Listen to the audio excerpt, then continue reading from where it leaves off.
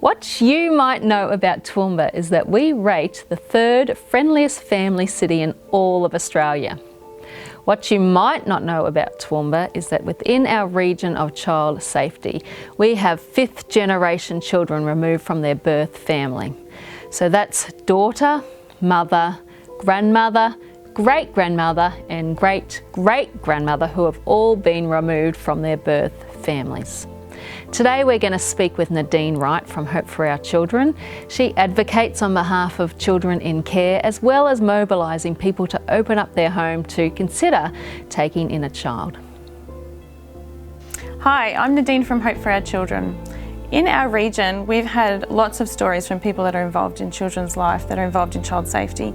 And one that rang particularly deeply with me was a chaplain at one of our state schools contacted us because she wanted to give backpacks to kids that were going to be removed from their home of origin. And when they did, they found that the children had not been bathed or washed for 9 months. So there were these two young girls in primary school that had never had their hair done for as long as they could remember. And when they got a backpack as a gift, in it was little things like hair clips and hair ties and a brush. And when they went to their foster mum's home and they got their hair washed for the first time in a very long time, and she brushed their hair and put bows in their hair, something that as mums and dads we think is a very routine thing to do for our kids, actually showed that every touch that you give a child really facilitates love and care, that they really matter.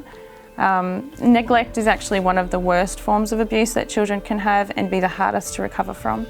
It's really a denial of self of their existence. So it can be really damaging to the brain. It literally shrinks your brain if you have had neglect in the early years. So you're developmentally behind. And so to go into homes where you can have those routine things that we think are normal every day, but that really communicate love and worth and I see you and you matter, that's really, really important for kids that have had neglect. In our region, we have just over 2,000 kids in care, and in our state, 62.5% of kids are already long-term. So that means they will never be reunified with their parents and they will always need to be in somebody else's house. It's really important that these kids don't get bounced around. Another statistic is that 72% of kids in or known to child safety have already been through child safety. So that means they've already tried a reunification that might have failed and then they're back for the second attempt. So these kids have been bounced around a lot.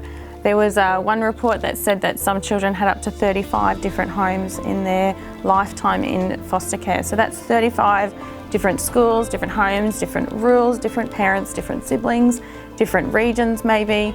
And it's very hard for these children to form a safe identity of who they are and what they believe in as they go into adulthood. There's never an age where you don't need your mum or dad around you. Even when you're a fully fledged adult, you still want to call them just for advice. And these kids walk out of a home or a childhood like that with so many placements and don't know who they can call. And it really impacts our homelessness, prostitution, domestic violence, juvie, jail percentages because of this transient nature in foster care.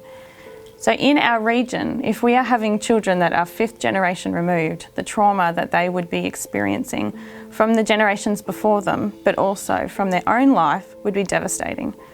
We need to have them in families where they can heal, not be bounced from house to house because they're a hard placement or because of their sad story. We need them to be in homes where they can sit and feel and heal through that trauma and really blossom into the person that God has called them to be.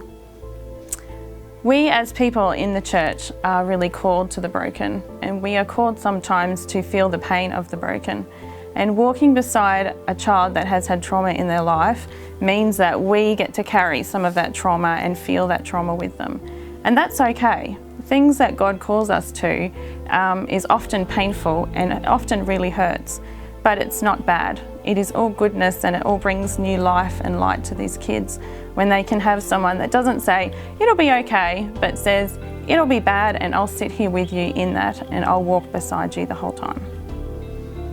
If you don't have a heart that is grieving for your city, if you haven't felt the grief of people around you, then maybe it's time you listened and thought about what it is that God's touching your heart for.